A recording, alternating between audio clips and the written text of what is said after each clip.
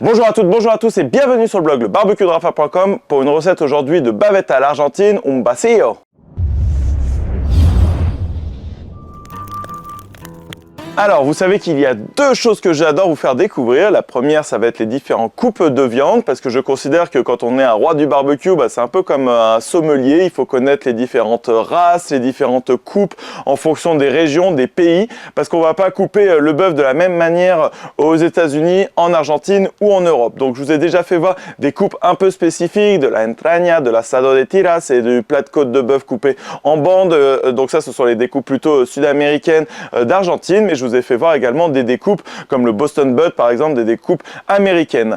Aujourd'hui on va faire un vacío, une bavette à l'Argentine. Ça c'est le premier point que j'adore vous faire découvrir. Le deuxième point que j'adore, c'est les différents types de barbecue. Donc je vous ai fait voir des brasero plancha, des barbecues gaz, des camados, des pellets, des barbecues électriques. Mais aujourd'hui je vais vous faire découvrir ce qu'est une parrilla argentine. Il existe différents types de barbecue en Argentine. Il existe les asado a la cruz, donc c'est quand on fait cuire à la verticale, en oblique comme ça. Donc ça va être souvent des animaux. Je vous ai fait la vidéo du costillar. Voilà, ça va être des gros morceaux de viande, mais il existe aussi des barbecues, des parrillas comme ça, qui ont été faits avec l'immigration en Argentine, qui sont remontés jusqu'aux États-Unis, plutôt en Californie, avec ce qu'on appelle des Santa Maria Grill. Allez, je vous fais découvrir cette marque de chez Assamodo, une marque allemande qui fait des barbecues vraiment de super qualité. Regardez ce qu'est une parrilla de la marque Assamodo. En fait, c'est un barbecue.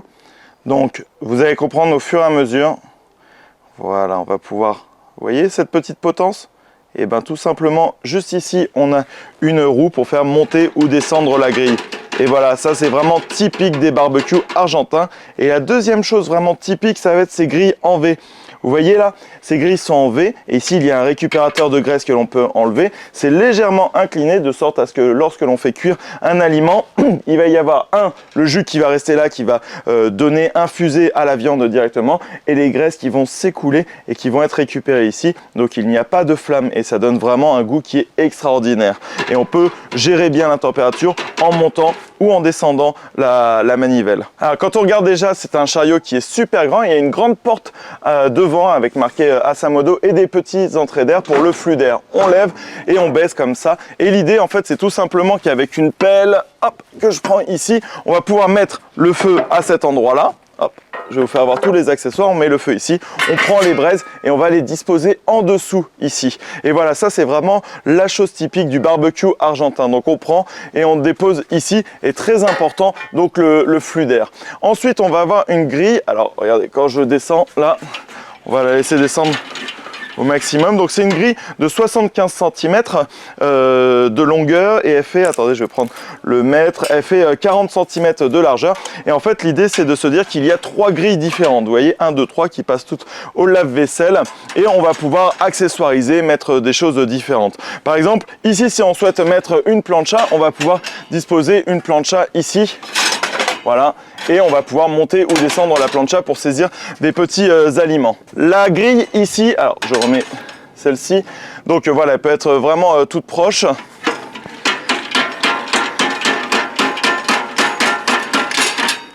Et quand on la monte comme ça, regardez, elle peut être assez haut, elle va être à 50 cm du bas.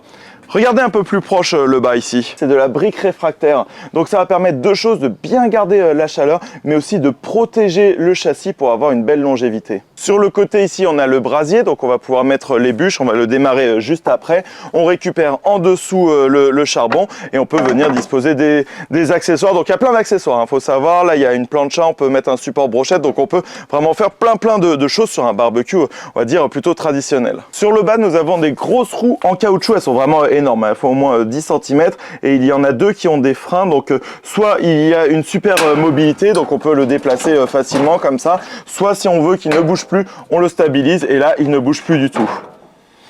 Il existe également des crochets ici pour venir suspendre des saucisses, des légumes, un poulet par exemple, pour venir vraiment le faire fumer, ou une tomahawk comme j'ai déjà fait la vidéo.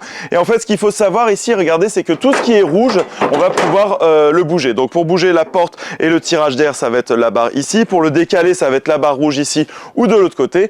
Et ici, la manivelle de la roue pour venir le monter, et la petite barre ici pour venir débloquer le verrouillage et faire descendre la grille. Franchement, la qualité, elle est incroyable, ça marche du tonnerre. Oh, j'ai vraiment hâte de l'allumer celui-ci. Pour l'allumage, on va faire nous-mêmes notre propre charbon pour avoir un bon goût également. Donc là, on va mettre des petites bûches comme ça. Voilà, parfait. On rajoute un petit peu d'allume-feu ici.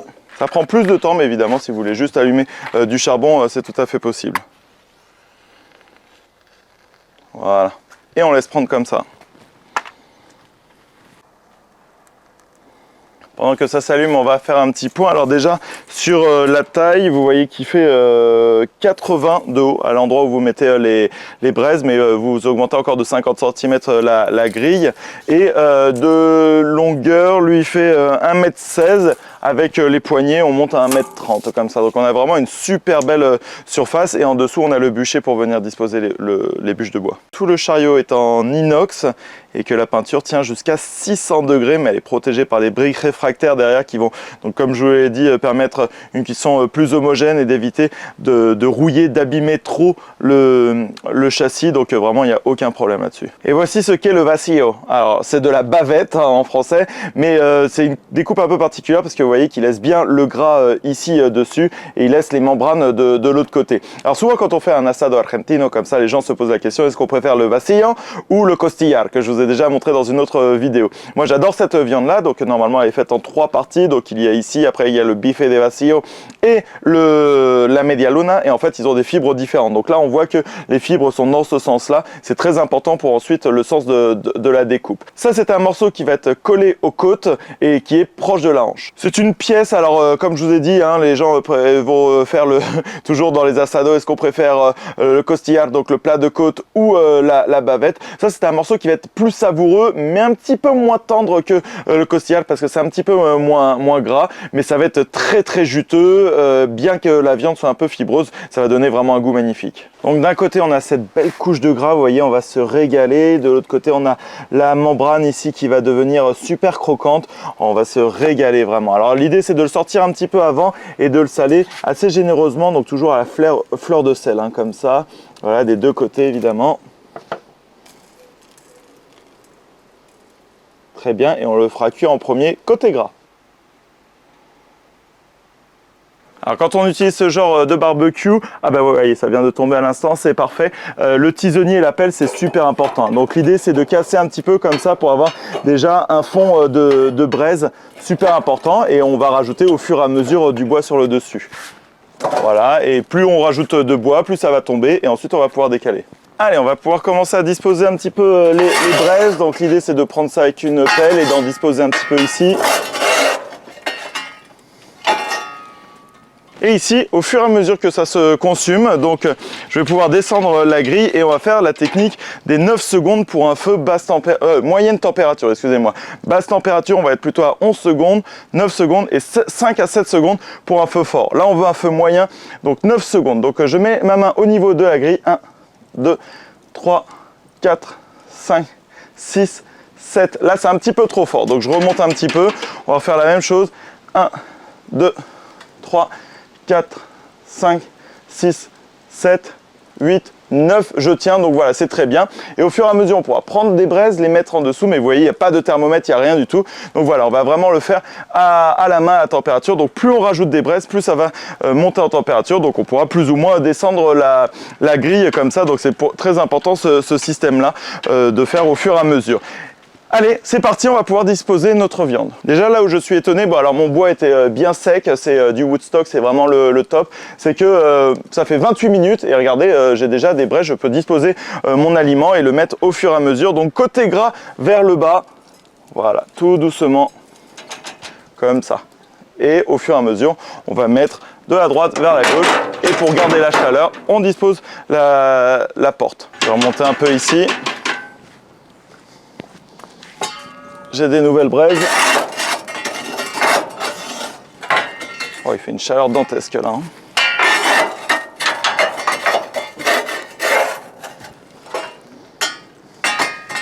Et on va revérifier la température à cet endroit-là. 6, 7, 8 et 9. Voilà, parfait, très bien comme ça.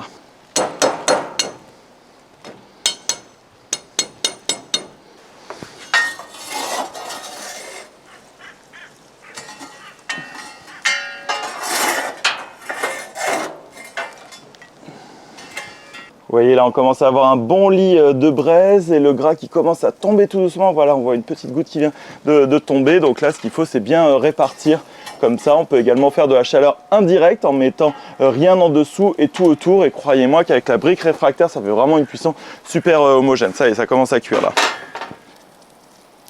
On entend bien le bruit, vous voyez les gouttes qui commencent à tomber là le long. Alors déjà vous voyez ici, bien qu'il y ait du gras qui coule, tout va être pris par le récupérateur de graisse. Il n'y a absolument pas de gras qui tombe ici au milieu. Je peux lever la manivelle et il n'y a pas de gras, de fumée qui apparaissent à cet endroit-là. Maintenant, je vais vous montrer une technique simple pour faire un petit peu plus de fumage. Tout simplement, il suffit de faire de la cuisson indirecte. Donc pour ça, j'enlève les braises ici au milieu, sous la pièce de viande. Donc je fais un espace de la taille de la pièce de viande, un petit peu plus grosse quand même. Et il me suffit ensuite de prendre une bûche du brasier ici et de venir la mettre au centre. Et ça va me permettre de faire du fumage à chaud. Donc si vous souhaitez un goût un petit peu plus important, vous prenez une bûche, vous la mettez au centre comme ça avec une grille un petit peu plus élevée. C'est pour ça que je l'ai levé et voilà, on commence à voir les premières fumées qui apparaissent. Vous allez voir, ça va donner un goût vraiment plus important, plus fumé à la viande. Donc voilà, c'est une technique qui vous permet de faire de la cuisson directe, indirecte ou du fumage à chaud sur ce type de barbecue. Et vraiment, la fumée est là, est présente et ça va jouer avec le goût. On diminue un petit peu, toujours la règle des 9 secondes et ça va être super bon. Voilà, là on voit vraiment bien toute la fumée qui va donner ce bon goût à la viande. Alors, de manière générale, il faut savoir qu'une viande que les Argentins mangent, on est plutôt sur du bien cuit. Mais comme il y a énormément de gras intramusculaire, ça va donner un goût qui est vraiment sublime. Donc on la laisse déjà 90 minutes côté gras dans un premier temps. Ensuite, il me suffit de la retourner. Ouh là, c'est hyper croquant ça, vraiment super. Et on va laisser côté membrane pendant environ 30 minutes. Donc il faut compter vraiment 2 heures de cuisson pour cette viande. Au fur et à mesure de la cuisson, on tapote toujours pour faire tomber de la braise et on va en mettre tout autour du rond que l'on a créé pour de la cuisson indirecte sur cette deuxième partie de cuisson, toujours avec la règle des 9 secondes à hauteur de grille.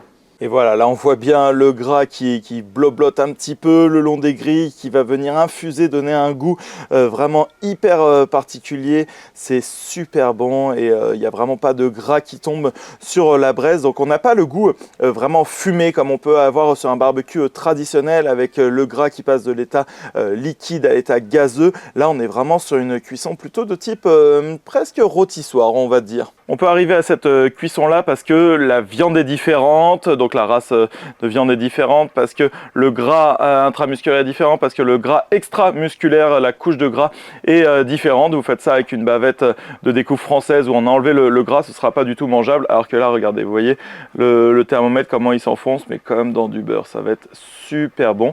Mais comme c'est une viande très juteuse que je vous ai dit, il faut la laisser reposer comme ça plusieurs temps pour éviter qu'il y ait trop de jus sur la table. Donc il faut bien qu'elle se regorge au fur et à mesure, donc on la laisse bien reposer ici. Voilà, on va pouvoir manger ça. Donc là il y a la membrane, on voit bien le sens des fibres qui est dans ce sens là. Donc pour couper, regardez, on va couper ici au plein cœur.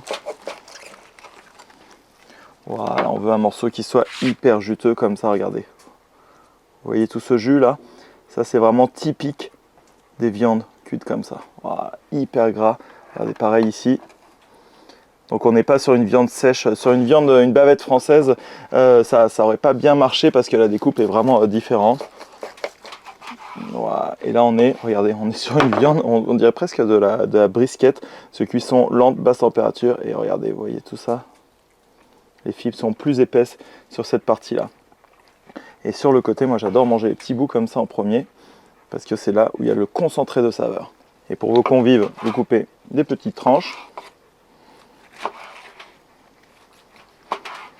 Et là-dessus, évidemment, c'est un petit peu de chimichurri.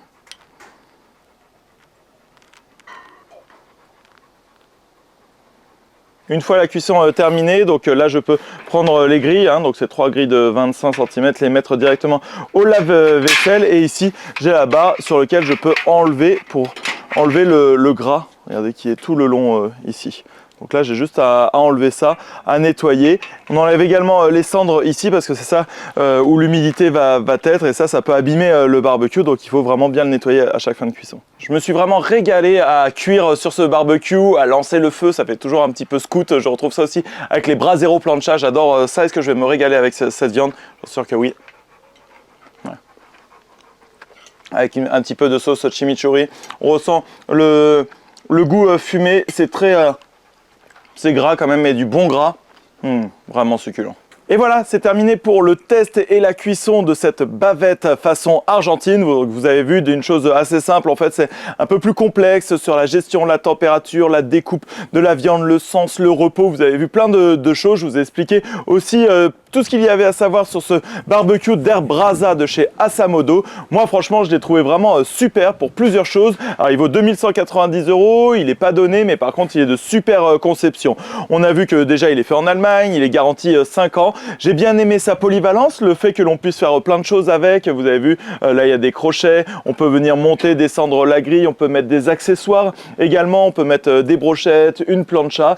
J'ai bien aimé aussi son côté un peu intuitif. Vous avez vu, on peut le déplacer facilement, tout ce qu'on peut toucher. Et vous voyez, même s'il y a du feu là, je peux toucher tout ce qui est rouge, il n'y a aucun souci. Le fait que les grilles soient en V comme ça, vous avez vu, il y a ce récupérateur de graisse qui permet de n'avoir aucune flamme. C'est vraiment un système que j'adore, c'est Parrilla Argentine avec cette légère angulation là. J'ai bien aimé également cet aspect longévité avec la possibilité d'avoir ici donc de l'inox, le chariot comme ça, la peinture qui tient jusqu'à 600 degrés. On voit, hein, j'ai fermé ici, la peinture n'a absolument pas bougé. Bon, il y a un petit peu de suie qui arrive, mais c'est totalement normal. Et l'ensemble des briques réfractaires à l'intérieur pour avoir une cuisson homogène et pour protéger le chariot. Donc voilà, tout a été super bien pensé et je pense qu'il peut vraiment durer super longtemps. Je suis vraiment très content de l'avoir et de pouvoir vous montrer plein de choses sur les recettes totalement d'Argentine. Et pour toujours plus de recettes, de tutos, d'astuces qui changent des saucisses et des brochettes, viens liker ma page Facebook, le barbecue de Rafa, abonne-toi à mon compte Instagram et abonne-toi également à ma chaîne YouTube. Allez, à bientôt!